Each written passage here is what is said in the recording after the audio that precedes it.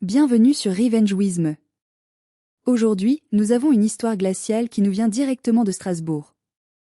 Le lustre en cristal du restaurant Kamerzel scintillait au-dessus de nous, indifférent à la tension qui étranglait ma gorge. Dehors, la neige tombait sur le pavé de la place de la cathédrale, mais le véritable froid se trouvait à notre table. Ma sœur a jeté un paquet froissé au visage de mon fils de 8 ans, Titouan. Le paquet a atterri dans son assiette avec un bruit mat.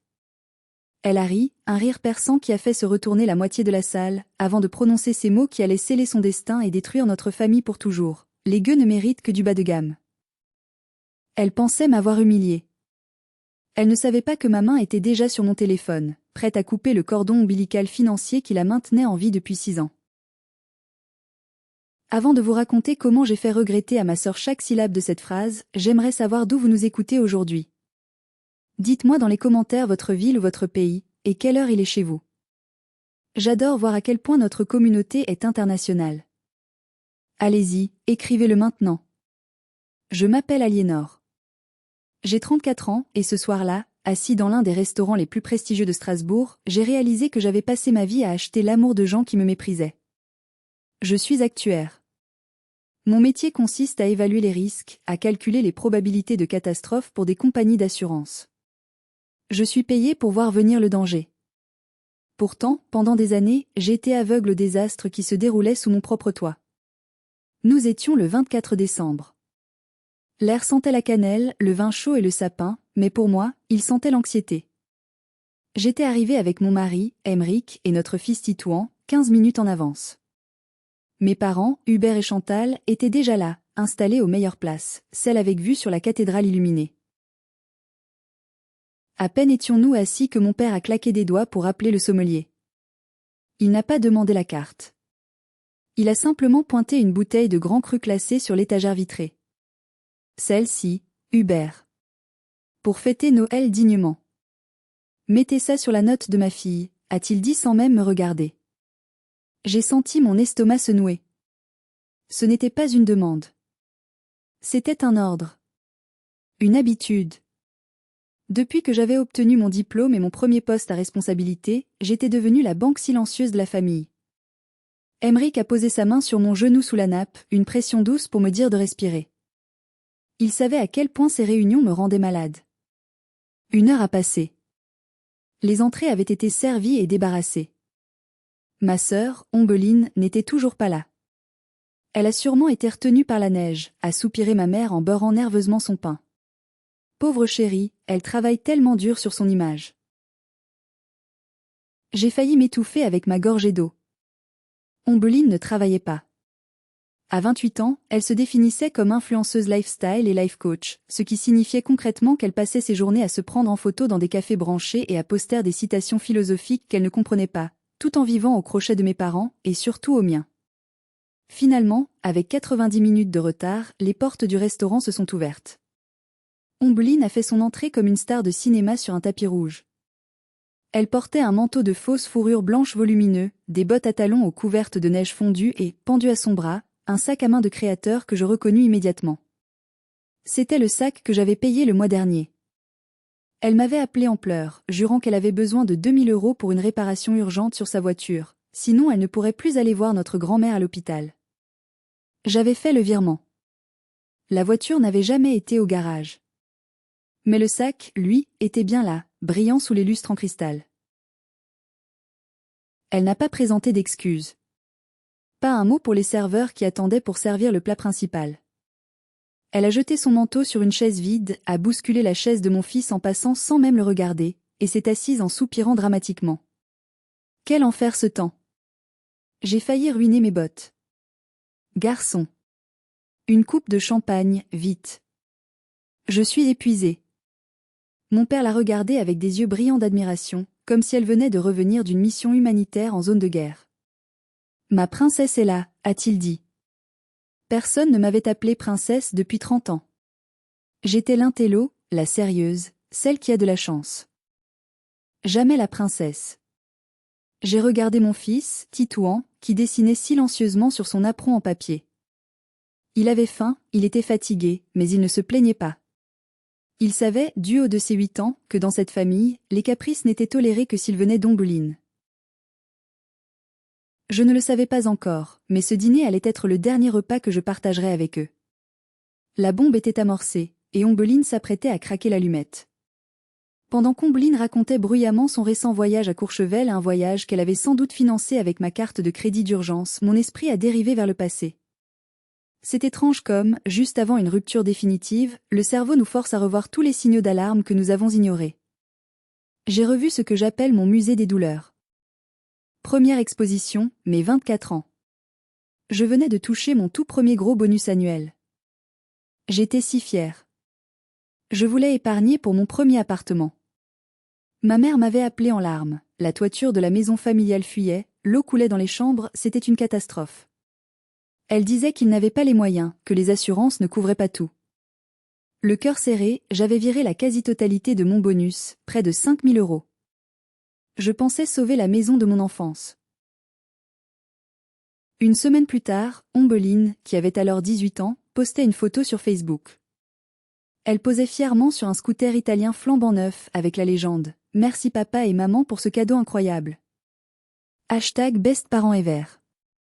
La toiture n'avait jamais fui. Mes parents avaient simplement utilisé mon argent pour acheter l'amour de ma sœur, car elle menaçait de quitter la maison si elle n'avait pas de moyens de transport. J'avais confronté ma mère. Elle m'avait répondu « Tu es l'aînée, Aliénor. Tu gagnes bien ta vie. C'est normal d'aider ta sœur à prendre son envol. Ne sois pas égoïste. » Égoïste. Ce mot est devenu leur arme de prédilection. À chaque fois que je voulais garder un peu de ce que je gagnais à la sueur de mon front, j'étais égoïste. Deuxième exposition, mon mariage avec Émeric. Nous voulions une belle réception, quelque chose d'élégant. Mon père m'avait pris à part 6 mois avant la date. Il m'avait expliqué, avec un visage grave, que les affaires allaient mal, qu'il ne pourrait pas contribuer financièrement comme promis. Pire, ils avaient besoin que je leur prête de l'argent pour payer leurs impôts fonciers. J'avais réduit le budget de mon mariage de moitié. J'avais changé de traiteur, renoncé à la robe de mes rêves. 2 ans plus tard, pour les 25 ans d'Ombeline, mes parents ont organisé une fête grandiose dans un château loué pour le week-end. Champagne à flots, DJ venu de Paris, feux d'artifice. Quand j'ai demandé comment ils avaient payé ça, mon père a haussé les épaules, on a fait un petit crédit.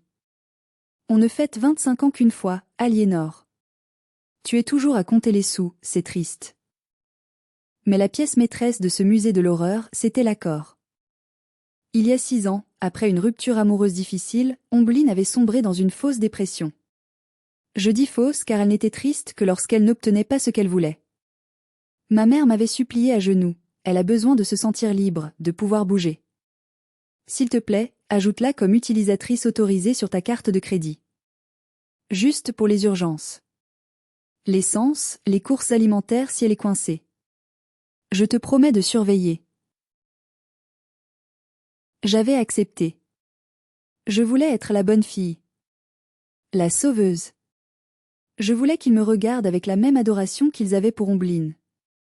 Au début, c'était raisonnable. Un plein d'essence par-ci, une course au supermarché par-là. Puis, insidieusement, les montants ont grimpé. L'essence est devenue des frais de déplacement. Le supermarché est devenu des déjeuners dans des brasseries de luxe. À chaque fois que je protestais, ma mère pleurait. Elle va mieux, Aliénor. Elle reprend goût à la vie. Tu vas tout gâcher pour quelques euros? Quelques euros. En 6 ans, j'avais financé une vie de pacha. J'avais payé ses vêtements, ses sorties, ses formations de coaching qui ne menaient à rien. J'avais créé un monstre. Et ce monstre était assis en face de moi, en train de siroter du champagne millésimé, et s'apprêtait à cracher son venin sur la seule personne innocente de cette table, mon fils. Je suis sortie de ma rêverie quand le serveur a débarrassé les plats principaux. C'était l'heure des cadeaux. L'heure de la vérité. L'atmosphère autour de la table s'est faussement réchauffée à l'annonce de l'ouverture des cadeaux. J'avais passé des semaines à choisir avec soin ce que j'allais offrir. Pour mes parents, j'avais réservé une croisière fluviale sur le Rhin, tout inclus, pour qu'ils puissent se détendre au printemps. Pour Ombeline, malgré tout, malgré ma renséure grandissante, j'avais acheté un foulard en soie d'une grande maison de couture, pensant naïvement qu'un cadeau de luxe achèterait peut-être un moment de paix ou un sourire sincère. J'ai tendu les enveloppes et les paquets. Oh! Une croisière! S'est exclamée ma mère, ses yeux s'illuminant brièvement avant de vérifier la catégorie de la cabine. C'est bien, c'est avec balcon? Ah oui. Merci chérie. C'était tout. Pas d'embrassade. Juste une vérification de la valeur marchande. Ombeline a ouvert son paquet, a caressé la soie une seconde, puis l'a reposée sur la table comme s'il s'agissait d'un vulgaire torchon. C'est joli. J'aurais préféré le modèle en bleu, mais ça ira, a-t-elle dit en vérifiant son reflet dans le couteau à beurre. Puis, ce fut son tour. Elle a fouillé dans son immense sac à main de luxe, celui que j'avais payé, et en a sorti quelque chose qui ressemblait à une blague. C'était un petit objet emballé à la hâte dans du papier journal froissé, sans ruban, sans carte. Elle ne s'est pas levée pour le donner à Titouan. Elle l'a lancé. Littéralement. L'objet a volé au-dessus de la corbeille à pain et a atterri lourdement devant mon fils, manquant de renverser son verre de jus de pomme. Tiens, le gosse. Joyeux Noël, a-t-elle lancé avec désinvolture, en portant sa coupe de champagne à ses lèvres. La salle du restaurant était bruyante, mais à notre table, le temps s'est figé. Titouan a sursauté. Il a regardé le paquet, puis moi, cherchant une validation. Ouvre-le, mon chéri, ai-je murmuré, la gorge serrée, priant pour que ce ne soit pas trop humiliant. Titouan a déchiré le papier journal avec ses petites mains. À l'intérieur, il n'y avait pas de boîte. Juste un petit sac en plastique transparent contenant une figurine en plastique grossièrement peinte, accompagnée d'un logo publicitaire pour une marque de pneus bon marché. Le plastique était même un peu jauni, comme si l'objet avait traîné sur un tableau de bord en plein soleil pendant des mois. C'était clairement un objet promotionnel gratuit qu'on donne dans les stations-service. C'était un déchet. Titouan a pris la figurine, l'a tournée dans ses mains. Il a essayé de sourire, car nous l'avons élevé pour être poli et reconnaissant. Merci, tata Ombeline. C'est un bonhomme pneu. Le silence est tombé. Même mes parents semblaient gênés. Mon père s'est raclé la gorge, prêt à changer de sujet. Mais Ombeline n'avait pas fini. Elle a vu la déception dans les yeux de mon fils, et au lieu de ressentir de la honte, elle a ressenti le besoin d'écraser. Elle a éclaté de rire. Un rire cruel, sans joie. Oh, ne fais pas cette tête de victime. C'est collector, tu sais? Titouan a baissé la tête, les larmes montant aux yeux. Emeric a commencé à se lever, les poings serrés, prêt à intervenir. Mais Ombeline a porté le coup de grâce. Elle s'est penchée en avant, son visage parfaitement maquillé déformé par un rictus de mépris, et a dit assez fort pour que les tables voisines entendent. De toute façon, tu devrais t'habituer. Les gueux comme toi ne méritent que du bas de gamme. Quand ta mère arrêtera d'être aussi radine, peut-être que tu auras de vrais jouets. En attendant, contente-toi de ça. Le monde s'est arrêté. J'ai vu une larme couler sur la joue de mon fils et tomber sur la figurine publicitaire. J'ai vu la douleur pure d'un enfant qui ne comprend pas pourquoi sa famille le déteste. J'ai regardé ma sœur. J'ai regardé mes parents qui ne disaient rien. Mon père buvait son vin. Ma mère arrangeait sa serviette. Il laissait faire. Il valida cette cruauté par leur silence. Quelque chose s'est brisé en moi. Ce n'était pas mon cœur. C'était mes chaînes. La peur de déplaire, la peur du conflit, le besoin désespéré d'être aimé par ces gens, tout s'est évaporé instantanément, remplacé par une clarté froide et terrifiante. Je dois faire une pause ici. Je tremble encore en écrivant ces lignes. Si quelqu'un, votre propre sœur, traitait votre enfant de gueux et lui jetait des ordures au visage le jour de Noël, que feriez-vous? Est-ce que vous garderiez le silence pour la paix des familles ou est-ce que vous feriez tout exploser? Dites-le moi dans les commentaires. J'ai besoin de savoir que je ne suis pas folle. J'ai posé ma main sur le bras d'Emeric pour lui dire de ne pas frapper. Ce n'était pas à lui de livrer cette bataille. C'était à moi. J'ai pris mon téléphone posé sur la table. La plupart des gens dans le restaurant s'attendaient à ce que je me mette à pleurer, ou peut-être à ce que je prenne mon fils pour courir me réfugier aux toilettes. C'est ce que l'ancienne Aliénor aurait fait. Mais l'ancienne Aliénor était morte au moment où cette figurine en plastique avait touché la nappe. J'ai déverrouillé mon téléphone. Je n'ai pas crié. Ma voix était étrangement calme, d'un calme chirurgical qui a fait frissonner mon mari. Il m'a regardé et a compris. Il s'est rassis, croisant les bras, prêt à admirer le spectacle. J'ai ouvert l'application de ma banque. J'ai appuyé sur le bouton haut-parleur et j'ai composé le numéro du service conciergerie Platinum, réservé aux clients importants. Le téléphone a sonné 3 fois dans le silence de plomb de notre table. Service Platinum, bonsoir Madame Aliénor. Joyeux Noël. En quoi puis-je vous aider? A répondu une voix professionnelle. J'ai fixé Ombeline droit dans les yeux. Elle avait encore son sourire suffisant aux lèvres, pensant que j'appelais peut-être un taxi pour partir piteusement. Bonsoir, ai-je dit, articulant chaque mot. J'ai besoin de signaler un vol et une utilisation frauduleuse sur mes comptes. Le sourire d'Ombeline a vacillé. Mon père a lâché sa fourchette. Quoi? Qu'est-ce que tu racontes? A-t-il grommelé? J'ai ignoré mon père. J'ai continué à parler à l'opérateur. Je souhaite bloquer immédiatement la carte secondaire Visa Infinite se terminant par 9908. C'est le nom de Mademoiselle Ombeline. Et je veux révoquer tous ses accès à mes comptes bancaires, avec effet immédiat. Ombeline a blêmi. La couleur a quitté son visage si vite que son fond de teint est apparu comme un masque orange grotesque. Tu ne peux pas faire ça. J'ai des abonnements dessus. J'ai mon Uber pour rentrer. J'ai levé un doigt pour la faire taire. De plus, ai-je continué, je voudrais que vous me lisiez à haute voix les 5 dernières transactions effectuées avec cette carte, pour confirmer la fraude. Je suis avec la police. C'était un mensonge pour la police, mais je savais que l'opérateur obéirait. Bien sûr, madame.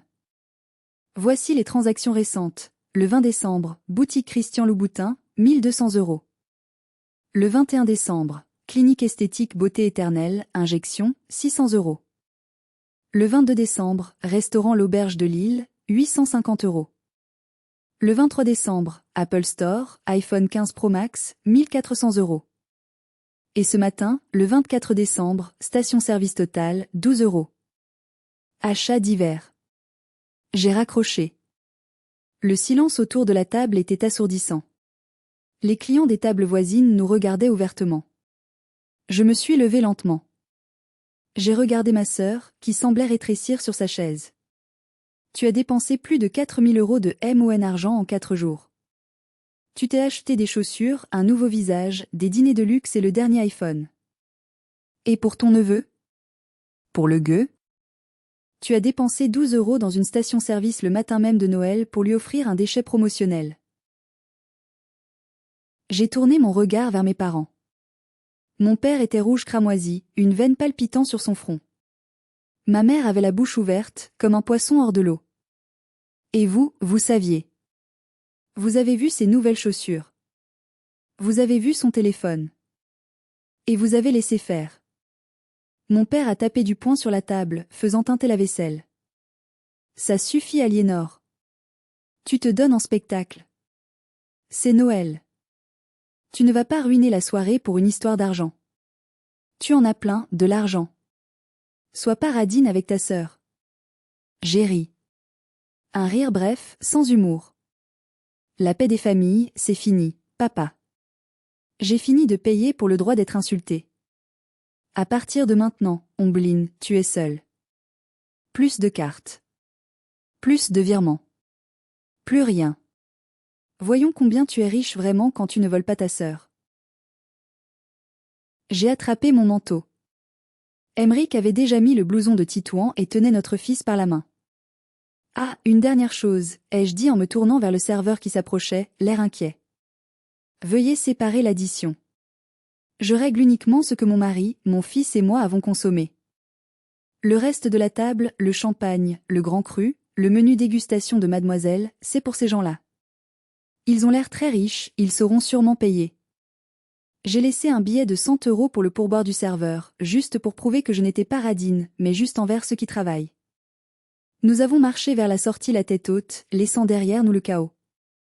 J'entendais Ombeline commencer à hurler que sa carte était refusée et mon père crier après le serveur. Mais ce n'était que le début. Je pensais avoir coupé la tête du serpent.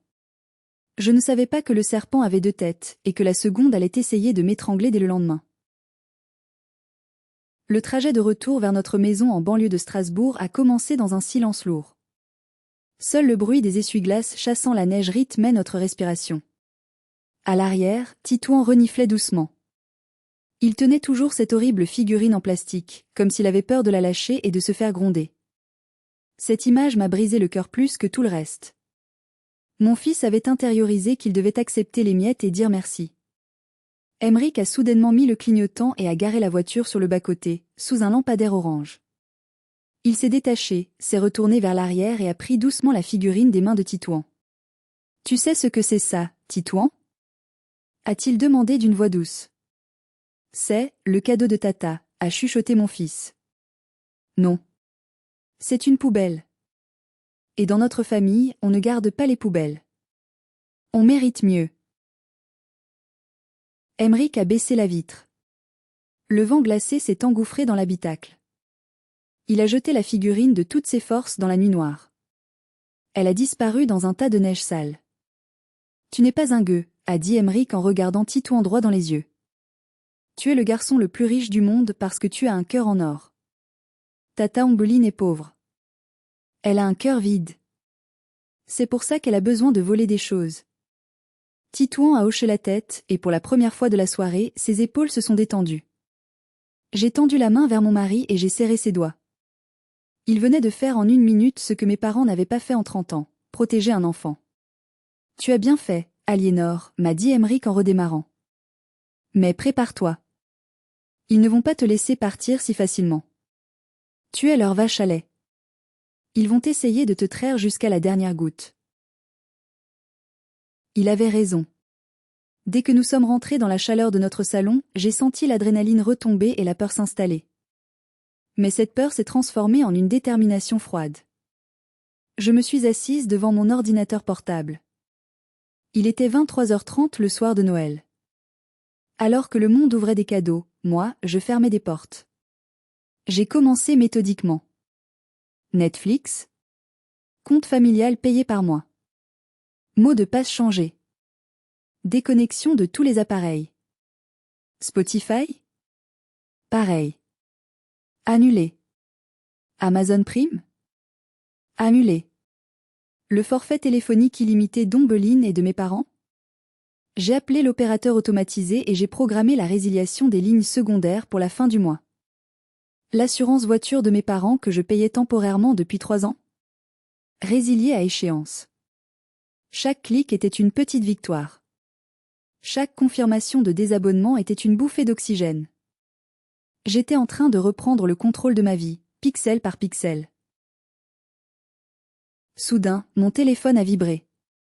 C'était un message d'Isor, ma meilleure amie depuis l'université et avocate redoutable.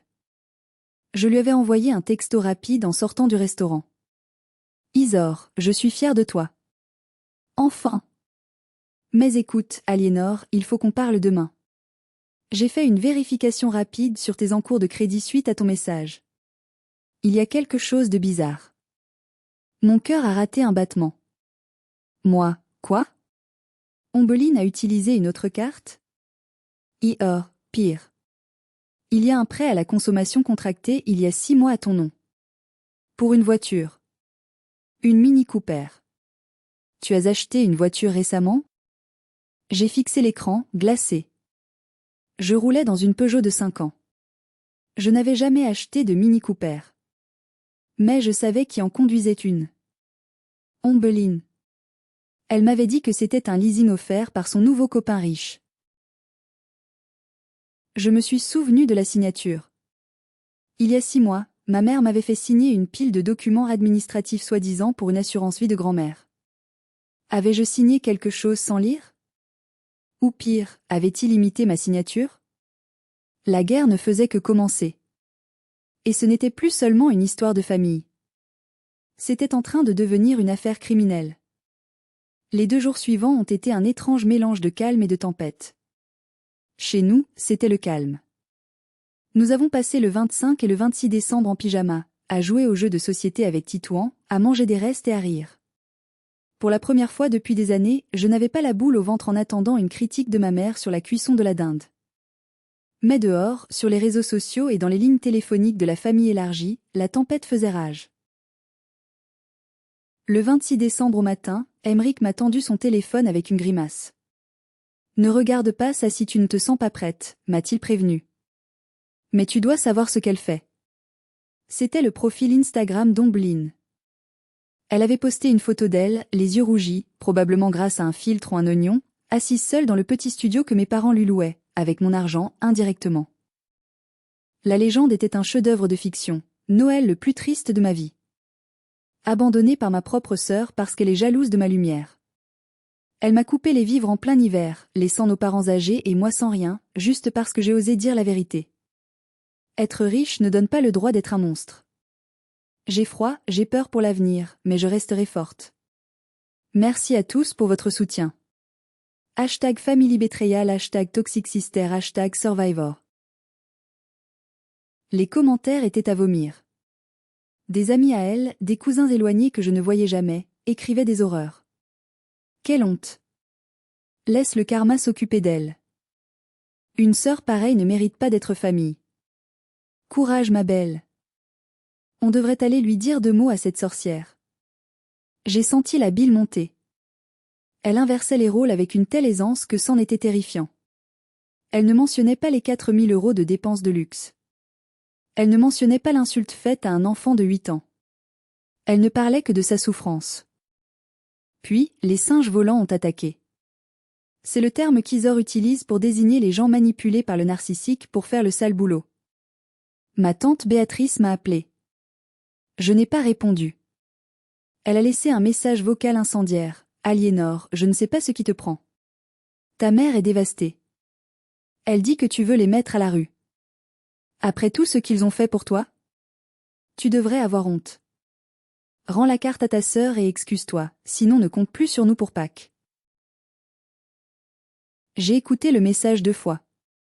La première fois, j'ai eu envie de pleurer et de me justifier. La deuxième fois, j'ai ri. Pâques? Ils pensaient vraiment que je voulais passer Pâques avec eux? J'ai pris ma voiture et je suis allée au bureau d'Isor. Je ne suis pas allée voir ma tante, ni mes parents. Je suis allée voir la loi. Isor m'attendait avec un dossier épais sur son bureau en acajou. Elle n'a pas souri. Elle avait son visage de guerre. Assieds-toi, Aliénor. Ce que j'ai trouvé est grave. Elle a ouvert le dossier et a étalé des photocopies de contrats bancaires.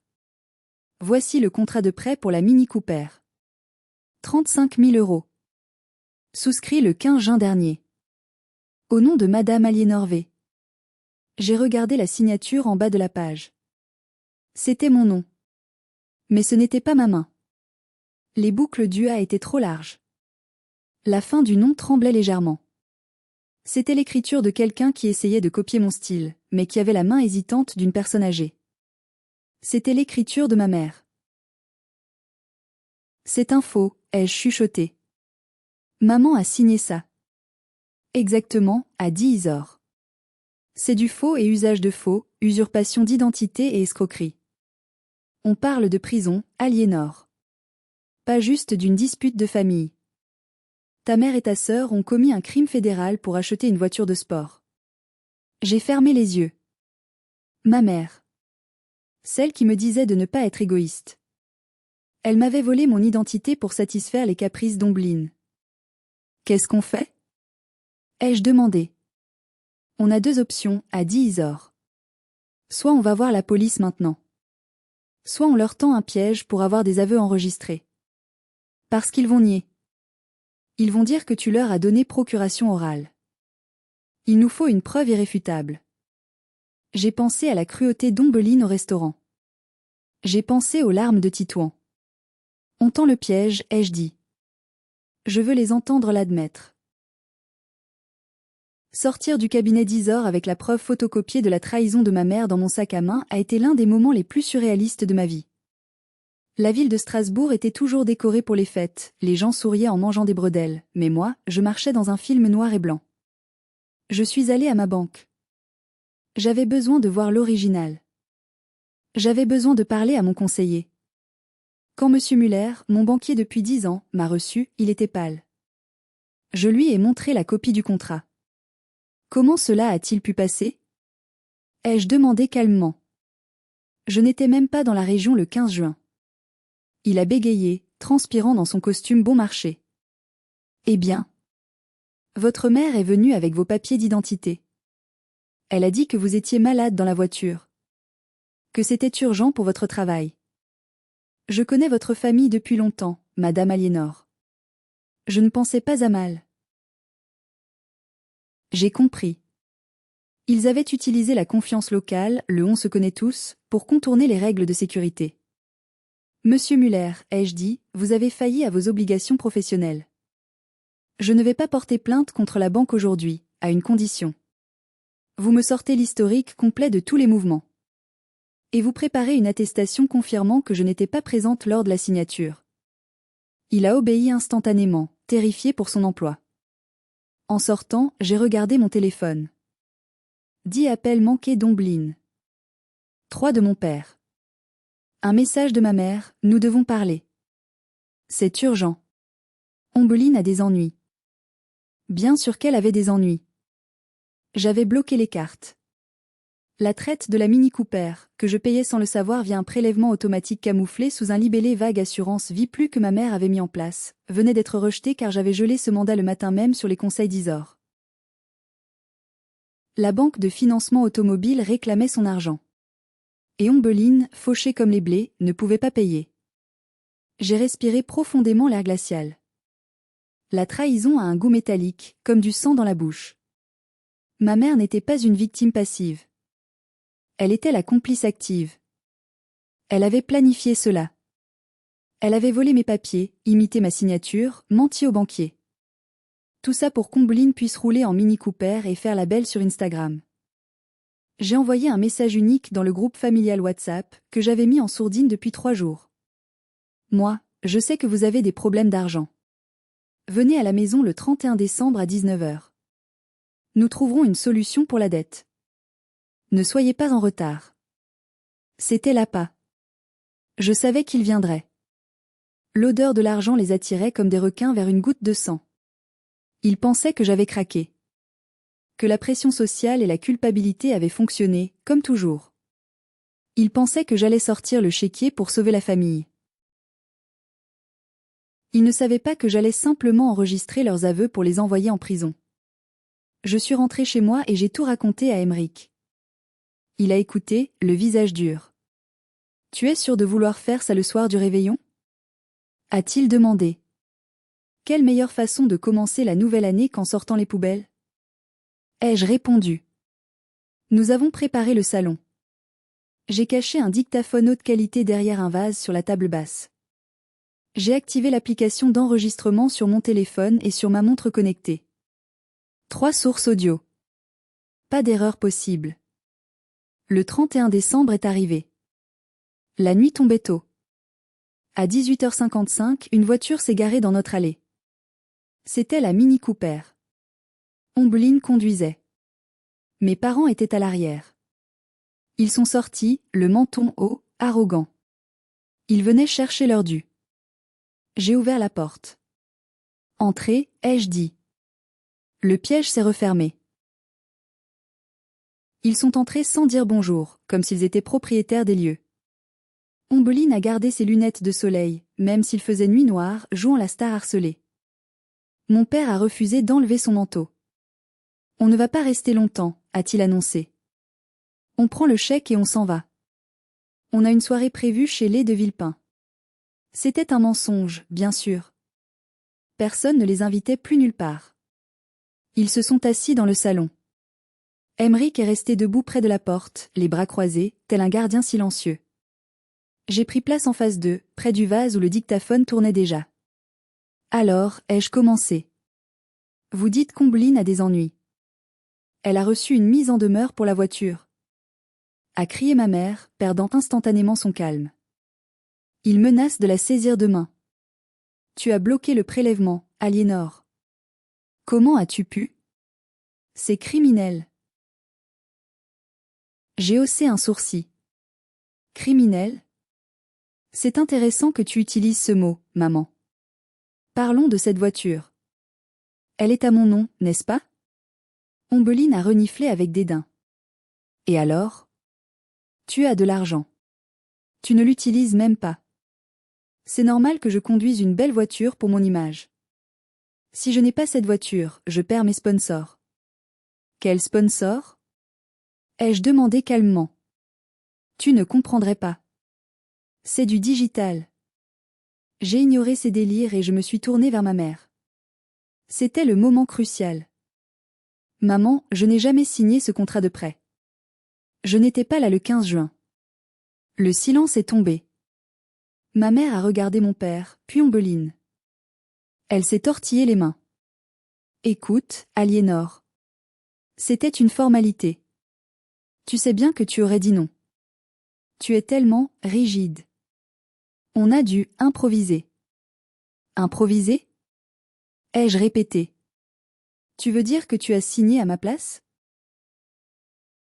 Mon père est intervenu, impatient. Oui, bon, ça va. Ta mère a signé ton nom. Et alors? On était parents. On t'a nourri, on t'a logé, on a payé tes études. Tu nous appartiens un peu, non? Cette signature, c'est pour le bien de la famille. Bingo. L'aveu était là, clair et net. Donc vous admettez avoir imité ma signature et utilisé mes papiers d'identité sans mon accord pour contracter une dette de 35 000 euros? Arrête avec tes mots d'avocat. A hurlé Ombeline. Tu vas payer cette traite et tu vas réactiver ma carte bancaire.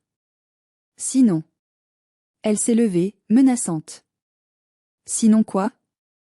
A demandé Emeric, faisant un pas en avant. Sinon je vais voir ton patron, a craché Ombeline en me pointant du doigt. Je lui dirai que tu détournes des fonds de l'entreprise. Je montrerai un dossier faux s'il le faut. J'ai des amis en informatique. Je te ruinerai, Aliénor. Je dirai à tout le monde que tu es une voleuse. Et les gens me croiront parce que je suis plus sympathique que toi. J'ai senti un frisson, non pas de peur, mais de satisfaction. C'était de l'extorsion. Elle venait d'ajouter une cerise sur le gâteau de son dossier criminel. J'ai souri. Un vrai sourire cette fois. Merci, Ombeline. C'est tout ce que j'avais besoin d'entendre. J'ai sorti mon téléphone de ma poche et j'ai arrêté l'enregistrement visiblement. Ils ont figé. Tu enregistrais? A balbutié mon père. Depuis que vous avez franchi la porte. Et j'ai aussi un dictaphone là-bas. Et ma montre. Le visage d'Ombeline est passé de l'arrogance à la terreur pure. Tu ne ferais pas ça. On est ta famille. Non, ai-je répondu en me levant. Vous êtes mes parasites. Et la désinfestation commence maintenant. Sortez de chez moi. Si je revois l'un de vous avant le procès, j'ajoute le harcèlement à la plainte. Le procès? A chuchoté ma mère, s'effondrant sur le canapé. Oui, maman. Faux, usage de faux, escroquerie, usurpation d'identité et tentative de chantage. Isor dépose le dossier le 2 janvier à la 1e heure.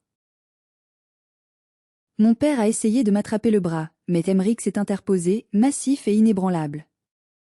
Dehors, a-t-il tonné. Ils sont partis en trébuchant, comme des ivrognes, alors qu'ils n'avaient pas bu une goutte. La Mini Cooper a démarré dans un crissement de pneus. J'ai fermé la porte à clé. J'ai regardé Emeric. Nous avons éclaté de rire. Un rire nerveux, libérateur. Bonne année, chérie, m'a-t-il dit. Mais Ombeline n'avait pas dit son dernier mot. Une bête blessée est dangereuse, et elle allait tenter le tout pour le tout 2 jours plus tard. Le 2 janvier. Le retour à la réalité. La ville se réveillait doucement de la torpeur des fêtes, mais moi, j'étais sur le pied de guerre. J'avais transmis les enregistrements à Isor dès le 1er janvier au matin. Elle m'avait confirmé que c'était de l'or en barre. Je suis arrivé à mon bureau, situé au 15e étage d'une tour moderne dans le quartier d'affaires du Wacken à Strasbourg. Verre, acier, silence feutré. C'était mon sanctuaire. Ici, j'étais respecté pour ma compétence, pas pour mon chéquier. Vers 10h30, alors que j'étais en réunion avec Com, mon directeur des ressources humaines, mon téléphone fixe a sonné. C'était la réceptionniste du rez-de-chaussée. Sa voix tremblait. Madame Aliénor?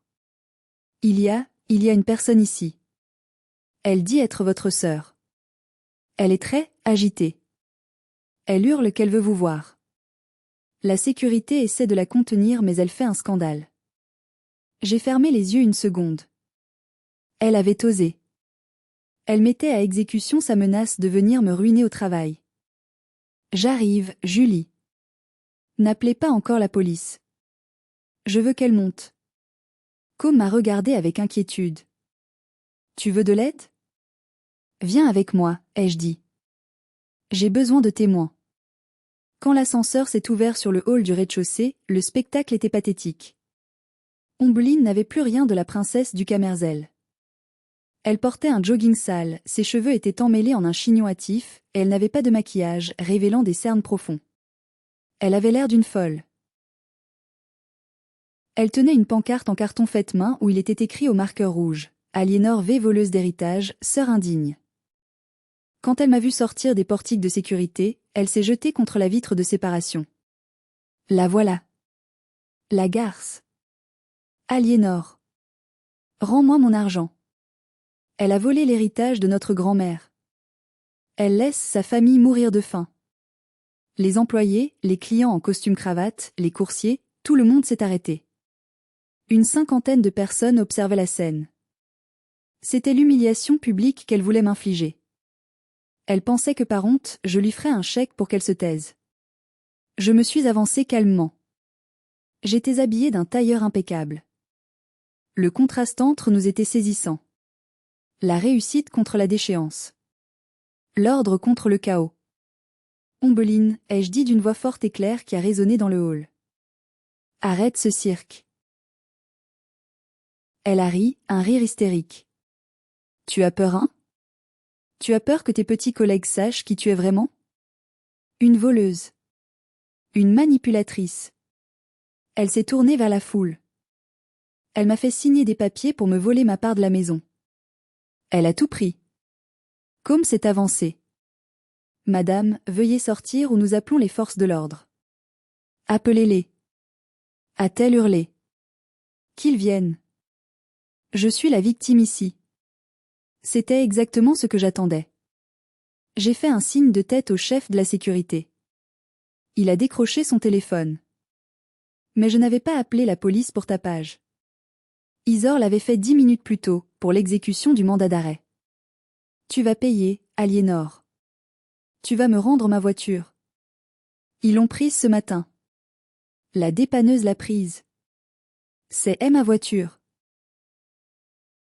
Ah, voilà la vraie raison de sa crise. La saisie avait eu lieu. Sans son jouet à 35 000 €, sans son statut social, elle s'effondrait. Elle n'était plus rien. Juste une fille sans emploi, sans talent, et maintenant sans véhicule. Je me suis approchée de la vitre, juste assez près pour qu'elle voie mes yeux. Ce n'était pas ta voiture, Ombeline. C'était la mienne. Et je l'ai reprise. Tout comme j'ai repris ma vie. Elle a hurlé une insulte inaudible et a essayé d'escalader le portique de sécurité. 2 gardes l'ont saisie par les bras. Elle s'est débattue comme un animal sauvage, mordant, griffant. C'est à ce moment-là que les gyrophares bleus ont illuminé l'entrée de la tour. 2 véhicules de police. 4 officiers. Ils ne marchaient pas avec l'air ennuyé de ceux qui viennent pour une dispute domestique. Ils marchaient avec détermination. Ombeline s'est tue brusquement. Elle a souri au policier, changeant instantanément de visage. Le masque de la victime est retombé. Ah! Messieurs! Heureusement que vous êtes là. Ma sœur me séquestre. Elle refuse de me laisser partir. Elle m'a agressé. L'officier principal, un homme grand avec un dossier à la main, l'a ignoré. Il s'est tourné vers moi. Madame Aliénor V. C'est moi, ai-je répondu. Nous sommes ici suite à la plainte déposée par votre avocate, Maître Isordé. Il s'est tourné vers Ombeline. Mademoiselle Ombeline V. Oui. C'est moi la victime. Vous êtes en état d'arrestation pour escroquerie, faux et usage de faux en écriture privée, usurpation d'identité et tentative d'extorsion de fonds. Le monde d'Ombeline s'est arrêté. Quoi? Non. C'est une erreur. Maman. Elle a dit que c'était bon. L'officier lui a passé les menottes. Le cliquetis du métal a résonné dans le silence du hall. Clic, clic. Le son le plus doux que j'ai jamais entendu. Voir sa propre sœur menottée devant ses collègues de travail devrait être un moment traumatisant. On devrait ressentir de la pitié, de la honte, une envie de la couvrir pour protéger l'honneur de la famille. Je n'ai rien ressenti de tout cela. J'ai ressenti un soulagement immense, physique, comme si on venait de m'enlever un sac de pierre de 50 kilos des épaules. Ombeline se débattait faiblement, mais la réalité commençait à s'infiltrer dans son délire narcissique. Vous ne pouvez pas m'arrêter. Je suis une influenceuse. J'ai 10 000 abonnés. Ça va faire un bad buzz pour votre police. Lâchez-moi. Vous aurez le droit de poster sur TikTok après votre garde à vue, mademoiselle, a ironisé l'un des policiers en la poussant vers la sortie. Pour l'instant, c'est direction le commissariat central. Au moment où il franchissait les porte-tambours, une autre voiture est arrivée en crissant des pneus. La vieille Citroën de mon père. Mes parents ont jailli de la voiture. Ils avaient dû suivre Ombeline ou recevoir un appel de détresse. Arrêtez. C'est ma fille. A hurlé ma mère en courant vers les policiers. Elle a vu les menottes. Elle s'est figée, portant les mains à sa bouche. Oh mon Dieu! Aliénor! Qu'est-ce que tu as fait? Dis-leur d'arrêter. C'est ta sœur. Retire ta plainte. Tout de suite. Je suis sortie sur le parvis, suivi de Com et de la sécurité. Le vent froid de janvier fouettait nos visages. C'est trop tard, maman, ai-je dit. La machine judiciaire est lancée. Je ne peux plus l'arrêter, et je ne le veux pas. Mon père s'est approché de moi, le visage tordu par la haine. Il a levé la main comme pour me gifler, un geste qu'il n'avait pas fait depuis mon adolescence. Le chef de la sécurité s'est interposé immédiatement, bloquant mon père d'une main ferme sur le torse. Monsieur, ne touchez pas à madame. Reculez. Tu es un monstre. A craché mon père. Tu envoies ta sœur en prison pour de l'argent? Pour une voiture? On t'aurait remboursé. Quand? Ai-je demandé. Quand m'auriez-vous remboursé? Avec quel argent? Celui que vous n'avez pas? Vous avez volé mon identité. Vous avez comploté contre moi. Et maman. Je me suis tournée vers ma mère qui pleurait bruyamment, s'accrochant à la manche d'un policier qui essayait de la détacher. J'ai donné l'enregistrement du réveillon à la police. Ils savent que tu as imité ma signature. Tu es complice, maman. Ils vont probablement venir te chercher aussi dans l'heure qui vient. Ma mère a cessé de pleurer instantanément. Elle m'a regardée avec une terreur pure. Elle a réalisé qu'elle n'était pas spectatrice, mais accusée. Non, tu n'as pas fait ça. Je suis ta mère, une mère ne vole pas son enfant pour en gâter un autre.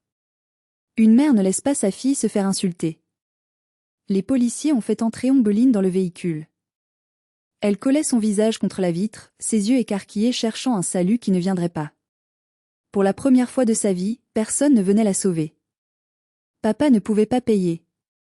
Maman ne pouvait pas pleurer pour annuler la réalité. La voiture de police a démarré. Mes parents sont restés là, sur le trottoir gris, l'air perdu, vieilli de 10 ans en 10 minutes. Mon père s'est tourné vers moi, la voix brisée. Tu as détruit cette famille, Aliénor. Non, papa, ai-je répondu en tournant les talons pour retourner vers la chaleur de mon bureau. Je l'ai simplement obligé à faire face à la vérité. La famille était détruite depuis longtemps. C'est juste que c'était moi qui portais tous les débris seul. J'ai lâché prise. Je suis rentrée dans le hall. Mes collègues se sont écartés sur mon passage, non pas avec dégoût, mais avec un nouveau respect. J'avais tenu bon. J'avais protégé ce qui m'appartenait. Com m'a tapé sur l'épaule. Ça va aller? Ça va aller, ai-je répondu. J'ai juste besoin d'un café fort. Et d'appeler mon mari. Je me sentais invincible. Mais la vraie victoire n'était pas l'arrestation. La vraie victoire allait se révéler dans les mois suivants, quand j'allais voir ce que la liberté signifiait réellement. Les mois qui ont suivi l'arrestation ont été un processus de démolition contrôlée. Comme ces vieux immeubles insalubres que l'on fait imploser pour reconstruire du neuf. Ombeline a passé 48 heures en garde à vue. Elle a craqué au bout de 2 heures, avant tout, mais en essayant de tout mettre sur le dos de notre mère. C'est maman qui a eu l'idée. Elle a dit qu'Aliénor ne remarquerait rien. Une loyauté touchante. Ma mère, convoquée, a craqué à son tour, admettant la falsification mais plaidant la nécessité familiale. Le procès a eu lieu 3 mois plus tard. Grâce au dossier béton d'Isor et aux enregistrements, la justice a été rapide. Ombeline a été condamnée à 18 mois de prison avec sursis, une obligation de soins psychologiques et 200 heures de travaux d'intérêt général. Elle a également écopé d'une interdiction bancaire de 5 ans. Ma mère a reçu une peine de prison avec sursis et une lourde amende pour complicité. Mais le véritable châtiment n'était pas pénal, il était financier. J'ai maintenu ma plainte au civil pour obtenir le remboursement intégral des 35 000 € du prêt, que la banque avait annulé à mon nom suite à la fraude, mais que la banque réclamait désormais au véritable coupable, ainsi que les 4 000 € de dépenses de Noël et des dommages et intérêts moraux. Mes parents, qui vivaient au-dessus de leurs moyens depuis des décennies pour maintenir les apparences, se sont retrouvés le dos au mur. Les banques ont fermé les vannes. Ils ont dû prendre la décision la plus douloureuse de leur vie, vendre la maison familiale. Cette grande maison bourgeoise dont ils étaient si fiers, celle qui servait de décor à leur théâtre d'illusions. L'argent de la vente a servi à rembourser les dettes d'Ombeline, les frais d'avocat et mes dommages et intérêts. Il ne leur restait presque rien. Ils ont déménagé dans un petit appartement de 3 pièces dans une banlieue grise, loin du centre-ville chic de Strasbourg. Un quartier populaire. Le genre d'endroit qu'ils méprisaient et appelaient des cités dortoirs. L'ironie du sort voulait qu'ils vivent désormais parmi les gens qu'ils traitaient de gueux. Je n'ai pas assisté au déménagement. Je n'ai pas répondu à leurs lettres larmoyantes où ils alternaient entre demandes de pardon et insultes. J'avais bloqué tous les numéros. Quant à Ombeline, sa carrière d'influenceuse s'est arrêtée net. Avec un casier judiciaire et plus aucun financement pour acheter des abonnés ou des vêtements de luxe, la bulle a éclaté. Elle a dû trouver un travail. Un vrai travail. Une connaissance commune m'a raconté l'avoir vue. Elle travaille comme caissière dans un supermarché discount à la périphérie de la ville. Elle porte un gilet en polyester mal coupé, elle scannait des boîtes de conserve toute la journée, et elle doit dire bonjour et merci à des centaines de clients. Apparemment, elle a beaucoup maigri. Elle ne porte plus de fossiles. Elle a l'air normal. Peut-être que le travail manuel est ce qui pouvait lui arriver de mieux. Elle apprend la valeur d'1 euro. Elle apprend qu'1 euro se gagne en scannant 50 articles, pas en pleurant au téléphone. De mon côté, ma carrière a décollé. Mon patron, impressionné par mon sang-froid lors de l'incident, m'a confié la direction d'un nouveau département de gestion des risques majeurs. Mon salaire a augmenté.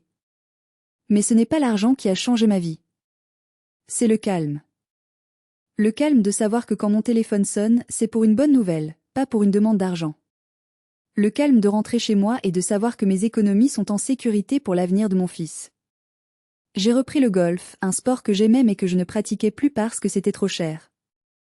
Emeric et moi avons réservé un voyage au Japon pour l'été prochain, un rêve que nous repoussions depuis 10 ans. La ruine de mes parents a été la fondation de ma nouvelle vie. C'est triste à dire, mais leur chute était nécessaire pour mon élévation. Nous sommes maintenant en avril. Le printemps est arrivé en Alsace. Les cigognes sont de retour sur les toits de Strasbourg, et les magnolias sont en fleurs. Hier, nous avons pique-niqué au parc de l'Orangerie avec Emeric et Titouan. Mon fils a changé. Il ne courbe plus l'échine. Il rit fort. Il court. Il n'a plus peur d'être jugé. Pendant qu'il jouait au frisbee avec son père, je l'ai regardé et j'ai repensé à cette figurine en plastique. Si je n'avais pas agi ce soir-là, si j'avais avalé l'insulte pour garder la paix, mon fils aurait grandi en pensant qu'il méritait d'être traité comme un citoyen de seconde zone par sa propre famille. Il aurait appris à accepter l'abus comme une forme d'amour. J'ai brisé le cycle. C'est mon plus grand accomplissement. Pas ma carrière, pas ma maison, mais ça, avoir coupé la chaîne de la toxicité pour qu'elle n'atteigne pas la génération suivante. Ombeline a essayé de me contacter la semaine dernière. Une lettre manuscrite déposée dans ma boîte aux lettres, elle n'a pas les moyens d'un timbre? Où voulait-elle voir ma maison? Elle écrivait, Aliénor, je suis désolée. Vraiment. Je travaille dur maintenant. C'est horrible. J'ai mal aux pieds. Maman et papa sont déprimés. On a besoin de toi. Pas d'argent, juste d'être une famille. Pardonne-nous. C'est Pâques bientôt. J'ai lu la lettre. J'ai ressenti un petit pincement au cœur. C'est le conditionnement. Cette petite voix qui dit c'est ta petite sœur. Puis j'ai regardé Titouan. J'ai repensé au mot gueux. J'ai repensé à ma signature imitée. J'ai déchiré la lettre en petits morceaux et je les ai mis dans la poubelle de recyclage. Le pardon est une chose puissante. Je leur pardonne, dans le sens où je ne souhaite plus leur malheur. Je ne me réveille plus la nuit en pensant à eux avec haine. Je suis indifférente. Mais le pardon ne signifie pas la réconciliation. On ne réinvite pas le loup dans la bergerie juste parce qu'il dit qu'il est devenu végétarien. Je suis libre. Libre de leurs attentes, libre de leurs dettes, libre de leur mépris. Et vous savez quoi? La liberté a un goût bien meilleur que n'importe quel grand cru classé qu'ils m'ont forcé à payer. C'est ici que mon histoire se termine, mais j'ai une dernière question pour vous, ma nouvelle famille. J'ai jeté cette lettre. Ai-je eu raison? Certains diront que maintenant qu'ils sont à terre, je devrais leur tendre la main, être la plus grande personne. D'autres diront qu'ils ne méritent rien. Qu'auriez-vous fait à ma place avec cette lettre d'Ombline? Si cette histoire vous a touché, ou si elle vous a rappelé votre propre famille, s'il vous plaît, partagez votre expérience dans les commentaires. Lâchez un j'aime si vous soutenez ma décision de protéger mon fils avant tout. Et surtout, abonnez-vous à la chaîne pour ne pas rater les prochaines histoires de justice. Merci de m'avoir écouté. Prenez soin de vous, et ne laissez personne vous traiter de gueux.